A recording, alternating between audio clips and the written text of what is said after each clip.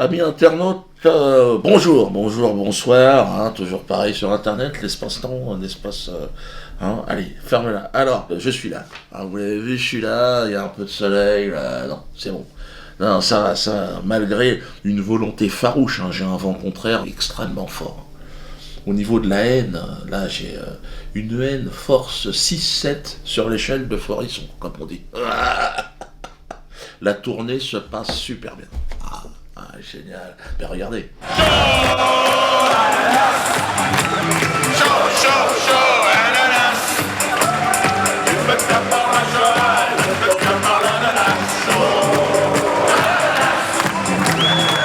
Les gens veulent du chant, les gens veulent de la chanson. Ils veulent danser, les gens. Et là maintenant, à partir de maintenant, je vais faire danser les gens. En fin de spectacle, c'est un spectacle sur la danse, donc nous allons danser. Après le foxtrot, nous allons danser le zouk. Je propose un zouk, une version un petit peu, on va dire, je vous laisse la surprise. Sauf à Nice. Alors à Nice, problème électrique. Il y aurait une souris qui a rongé des câbles, un problème de masse, mais bon. Alors j'ai la coproductrice qui gueule, là, qui essaye de m'appeler d'ailleurs, et elle gueule parce qu'elle dit qu'il y aurait eu des pressions du maire. Estrosi s'appelle. Mais quand on appelle le bureau du maire, non. Il dit non, pourquoi? Non, j'aime bien lui donner. Bon, tout le public niçois, rendez-vous à Toulon. Hein, c'est la veille ou le lendemain, je sais plus quoi. Donc tout le monde, rendez-vous on va leur glisser une quenelle de 174. Hein, rendez-vous tous à Toulon. Il y a de la place. Hein. Donc vous êtes obligé de vous faire rembourser vos billets et d'en reprendre d'autres. Je suis désolé, mais c'est comme ça. Alors, vous avez entendu aussi parler que j'aurais, soi-disant, un cerveau malade. Vous invitez en plateau des gens qu'on n'entend pas ailleurs, mais vous invitez aussi des gens qu'on n'entend pas ailleurs et qu'on n'a pas forcément, que les autres médias n'ont pas forcément envie d'entendre. Je me demandais, en passant sur France 2, est-ce que vous continuerez d'inviter Tariq Ramadan, Dieudonné, Alain Soral, Marc-Édouard Nab, c'est-à-dire des gens que vous êtes les seuls à la télévision. Et on a une responsabilité quand on anime une émission de débat public, on a une responsabilité, par exemple, de ne pas propager les thèses complotistes, de ne pas donner la parole à des cerveaux malades, parce que dans les gens que j'ai cités, je pense qu'il y a des cerveaux malades. Il a fait une liste quand même. Patrick Cohen, c'est un mec très important. Hein. Bon, au départ, il est représentant en chambre à gaz. Hein, maintenant, c'est accessoire partout en Europe, discrétion assurée. On a l'impression que là, qu'il y a des gens qui viennent dans mon émission pour dire que les chambres à gaz n'ont pas existé. Ça n'est jamais arrivé. Je dis qu'il y a des complotistes. Vous savez ce que c'est, les complotistes, les conspirationnistes. Et que le complotisme, ça finit généralement. Vous avez l'habitude de ce genre de débat. Mais là, il a un peu quitté sa fonction première et il veut la peau de Tadei.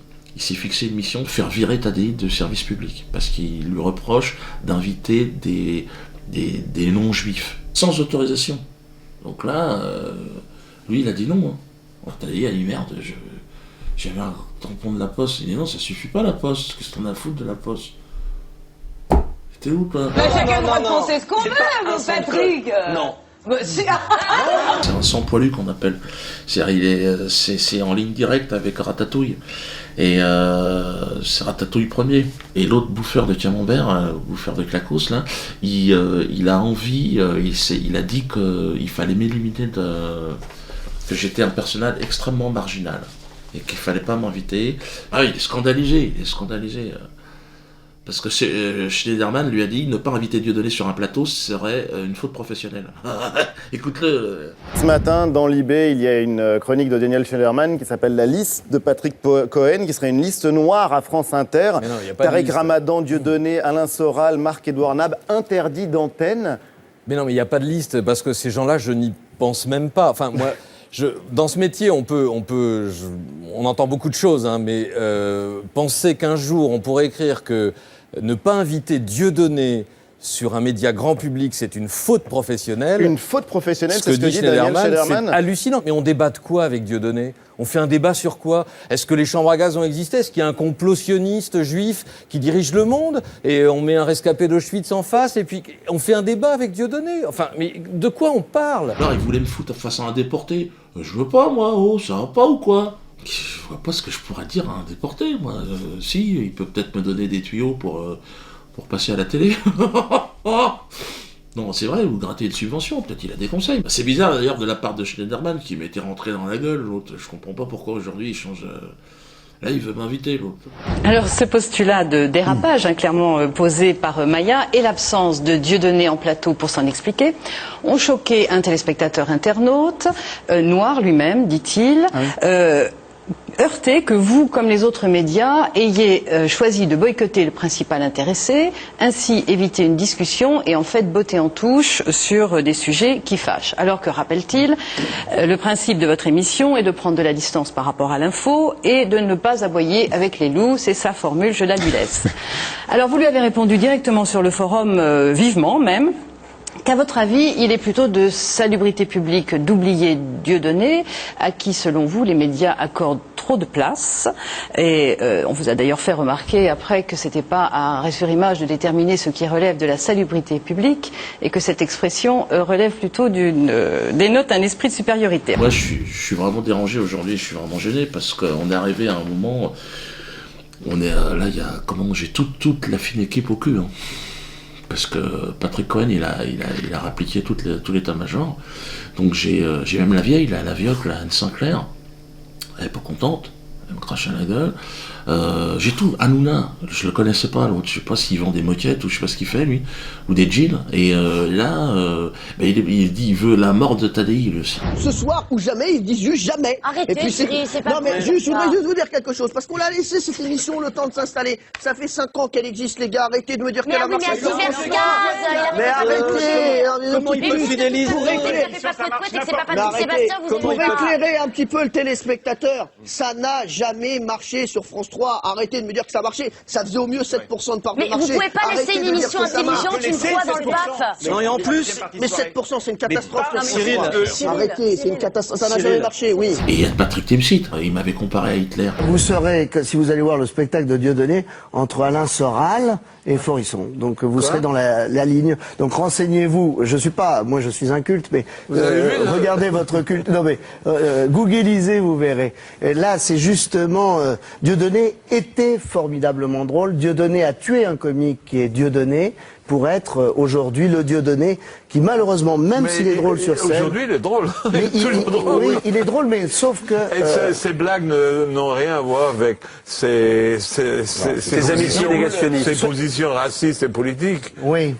Oui, mais alors à ce moment-là, je reprends la phrase. Il faut reconnaître le talent de peintre d'Hitler ou pas? Non, mais c'est ça. Et la question était posée. Je crois que c'est vraiment... très doué comme peintre. Je sais pas, mais je me pose la question et je vais vous dire, je m'en fous. Timsit, là, il m'a étonné. Hein. Ouais, il est allé loin. Moi, en tant qu'humoriste, je me fixe des limites, merde. Alors, franchement, je pense qu'il peut concourir cette année pour les Tunnels d'Or. Hein. Franchement, vous avez vu ce qu'il a fait? Regardez ce qu'il a parlé. Il a parlé d'Hitler. Dépasser les limites, c'est toujours un vrai danger dans votre discipline. Je trouve d'ailleurs, il y en a un qui a franchi la limite depuis longtemps, c'est Dieudonné. Vous en savez quelque chose, puisqu'il y avait eu cette petite réponse, Patrick Timsit. En 2011, vous l'aviez comparé à Hitler au cours d'une interview. Il a réglé ses comptes avec vous l'avez vu ça? Non, la semaine dernière. Comparé à Hitler dans un spectacle, en fait. Hitler était un génie. Devant 2000 personnes. Hitler était un génie. C'est un génie.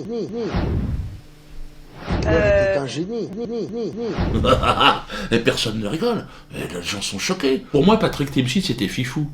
Tu sais, c'est l'humoriste ringard, très laborieux, tu vois. Te fous pas de ma gueule! Toi, te fous pas de ma gueule! Ça fait 5 ans que tu me prends pour un con! Tes blagues, c'est de la merde, moins que de la merde! Dis-moi le contraire! Oh, c'est pas vrai, je suis marrant. Mais là, Fifou, il m'a étonné. Hein. Ouais, il m'a étonné. Là, Fifou, pour moi, on n'est pas loin de la tunnel. Hein. Ah, il m'a fait peur. Hein. Il m'a fait peur pour sa carrière, il m'a fait peur pour sa famille. Hein. Je me suis dit, où tu vas? Oh, tu te lances. Pourtant, quand tu vois, dans l'humour, j'étais réputé pour avoir quelqu'un qui était quand même un peu... Ben là, depuis que j'ai entendu Fifou... Hitler a du génie, écoutez. C'est un génie. Hitler a du génie. À la télévision. J'étais sûr qu'il allait plus avoir de boulot, le mec, qu'il allait être censuré un peu partout. Non, il est partout. Je pensais qu'il allait être arrêté. Je m'attendais à voir même le GIGN arriver, sur scène, sur le plateau. Je dis, mais qu'est-ce qu'il fout? Et puis non, il travaille, il bosse, parce qu'il a un génie, quelque part. Et depuis, je me suis dit, mais si Patrick nous dit, Hitler a du génie, pourquoi? Je me suis intéressé à la politique du national-socialisme. J'ai regardé, je me suis dit, je vais regarder. Hitler était un génie. Un génie. Hitler était un génie. On est en période de crise, plus personne n'a à bouffer, c'est la merde, on est au bord de la 3e guerre mondiale. Donc je me suis dit, peut-être, et c'est vrai qu'il y a des... Et c'est vrai, Patrick a raison, t'as un doute. Mais moi, j'irai pas jusque-là. Défendre Hitler, comme il l'a fait. Fifou, là...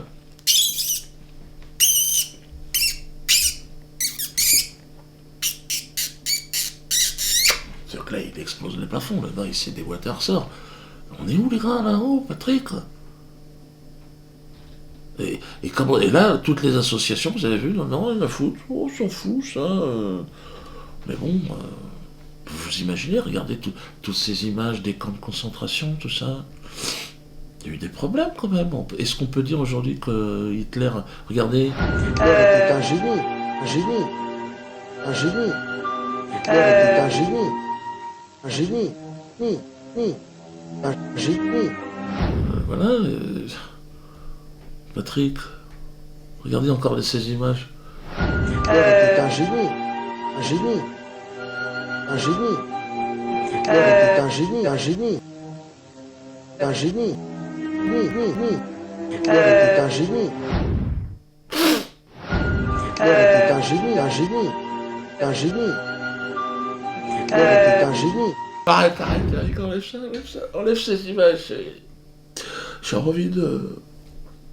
Alors parlons technologie, parlons Twitter. Alors Twitter, je suis sur Twitter, très important. Parce que là, vous avez vu que mon Facebook, ils l'ont fermé. Hein. Attention les gars. Hein, d'ailleurs, il y a un nouveau Facebook, il va apparaître là. De toute façon, on en fera un toutes les semaines. Et puis diodosphère.com. Diodosphère.com, c'est très important, parce que c'est le nouveau site, il y aura tout dessus. On continue à engraisser des quenelles de 14, des quenelles épaulées, et du TT.